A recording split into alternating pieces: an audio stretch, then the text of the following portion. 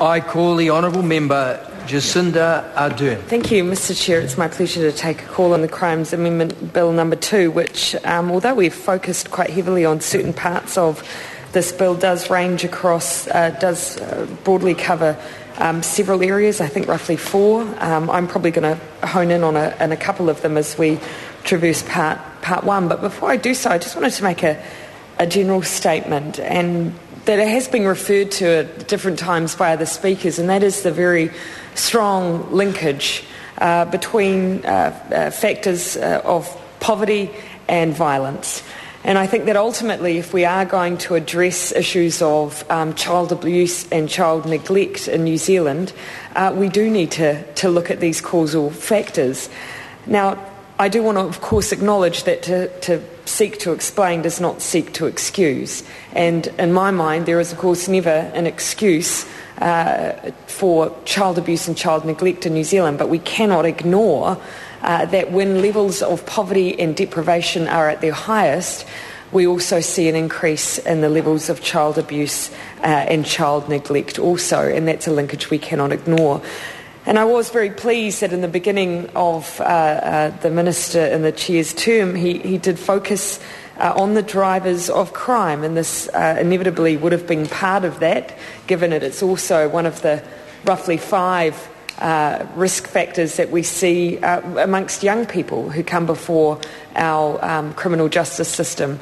And I would like to see the issue of the drivers of crime stay on the agenda, because it does feel like, it's fallen away a little bit when we start discussing, for instance, these kinds of bills which are often band-aids to much wider problems.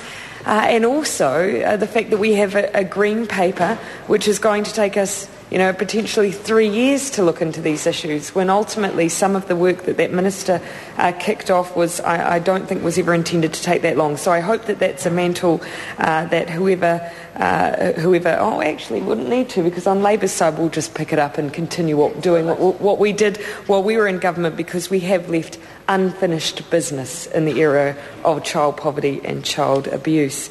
But coming on to the bill itself, I want to go through some parts, some individual clauses of Part 1, starting with Clause 4, because it is important, I think, that in there that we have, as a select committee, separated out our reference to a vulnerable adult, not just children, that we're talking about you being implicit in a crime if you neglect to raise issues of neglect or abuse, not only against a child but a vulnerable adult. And I think that was incredibly important, because not only have we heard in the past some quite horrifying stories of particularly elderly and vulnerable elderly people abused in aged care facilities, but also abuse against disabled people who might be in receipt of home care. So I think it's important that the definition, which is listed as a person unable by reason of detention, age, sickness, mental impairment, or any other cause to withdraw himself or herself from the care or charge of another person. So unable to remove themselves from what may otherwise be an abusive care relationship, or even just periodic abuse. And I'm pleased that we are covering those people with that clause, Mr. Chair. I want to come on to Clause 5, which actually then jumps over entirely into the other area that the Select Committee covered, and that was the Social Services Select Committee. Still a little odd, I think, that we as a committee considered this bill, given as a member of the Justice Committee, this is the kind of bill that we would usually have considered, and I'm still not entirely clear on why we did as Social Services. Perhaps that may have been because the Justice Select Committee had just a few too many things to consider. Maybe it was also because there was some discussion around 3 strikes provisions, which 3 strikes provisions, as we know, never go to the Justice Select Committee. 3 strikes provisions go anywhere but the Justice Select Committee. So we did discuss the 3 strikes provision in this bill. And I will at some stage come to the SOP from ACT on that matter, which we will not be supporting. But Clause 5, Mr Chair. I acknowledge the honourable member, Jacinda Ardern. I'm acknowledged and I will continue. Thank you, Mr Chair.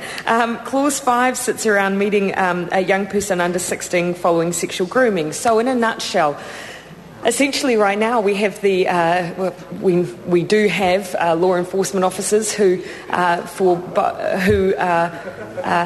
the purposes of protecting young people online, explicitly will set out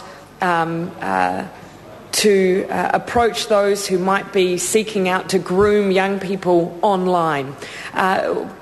I guess this most similar comparison that I could make is mystery shopper exercises for underage drinking, where you send in a young person into an off-licence or an on-licence to make a purchase, and if someone makes a purchase to that young person, they are, by virtue of the law, able to be penalised for that. Now, it would be totally inappropriate to do the same thing when it comes to sexual grooming of a young person online. Even though, of course, you can hide a person's identity, that's not a situation we would want to put a vulnerable young person into in order to seek out these offenders.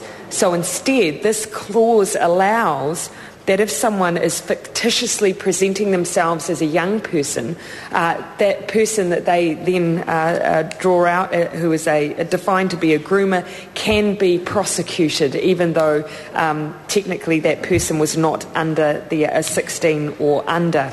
I think that's a common sense provision. I think it's probably what the public would absolutely expect, and I utterly endorse that particular clause.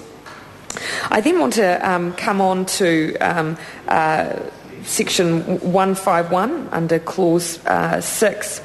This sets out that everyone who has actual care or charge of a person who is under a vulnerable adult and who is unable to provide himself or herself with the necessities is under a legal duty to provide that person with necessaries. Now, I wanted to pick up on that. We're bouncing back again to the clauses that relate to anyone who might be implicit in the abuse or neglect of a child or vulnerable person. We've been explicit that we haven't just said those with the necessities of life, but the person with necessaries. We've kept it much broader than that because I think we've seen examples in the past. Aged care again comes to mind, where they may have been provided with the necessities of life, but they weren't provided with the standard of care that the average person would have expected. Being tied up to a bed, complete loss of dignity and care and humanity for those people. So I think it's important that we've kept that provision broader than simply the necessities of life. Coming on to 152. We see here the first reference to a definition of age for these provisions. It says here everyone who is a parent or is a person in place of a parent who has actual care or charge of a child under the age of 18 years is under a legal duty. We've put in there the definition of the child, but there is another provision which pretty much means that the only time someone under the age of 18 can be charged under these provisions is if they are a parent themselves.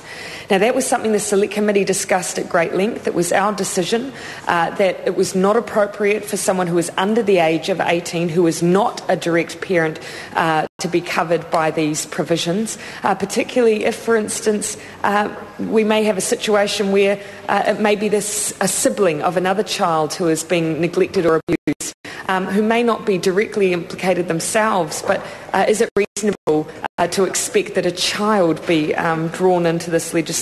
And we thought not.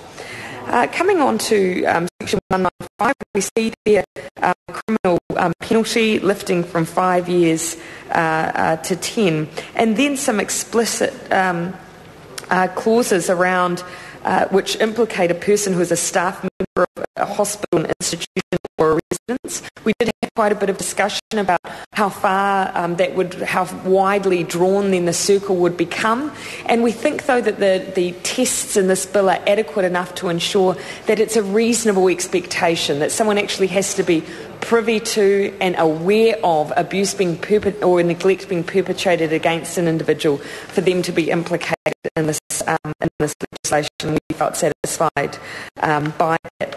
Coming then on to 195A, I want to just highlight the Minister's already talked about who's considered to be a member of the household. We have been explicit here, and the Select Committee endorses that it doesn't have to be necessarily someone who is resident in the home. Mr. Chair. I call the Honourable Member Charles Chauvel. Thank you, Mr. Chair.